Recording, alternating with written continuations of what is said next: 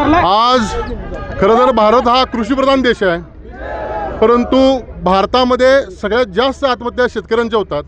आणि या शेतकऱ्यांच्या आत्महत्या कशामुळे होतात की सरकार प्रत्येकजण काय करते, योजना जाहीर करते आणि त्या योजना जाहीर करत असताना शेतकऱ्यांना जाचकाठी घालते. त्यामुळं मागील 2 योजनांचा आम्ही अभ्यास केला असता 30 ते 35% शेतकरी हे योजनांपासून वंचित राहिलेले आहेत, त्यांची कर्जमाफी झाली नाही. त्यामुळं आज कर्जमाफी व्हायच्या अगोदरच आम्ही शासनाला इशारा देतो आणि सांगायला आलो आहे की तुम्ही कर्जमाफी देत असताना एकदाच सरसकट शेतकऱ्यांची कर्जमाफी झाली पाहिजे.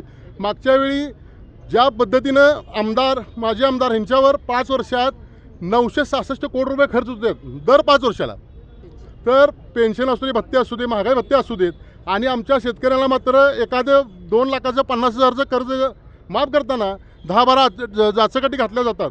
आज मला शासनाला आणि प्रशासनाला एकच सांगायचं आहे, ज्यावेळी शेतकऱ्यांची कर्जमाफी होईल प्रशासनानं कुठलीही चूक त्या शेतकऱ्याच्या बाबतीत होता कामा नये. जेवढं काय नियोजन होईल तेवढं शेतकऱ्यांना केलं पाहिजे.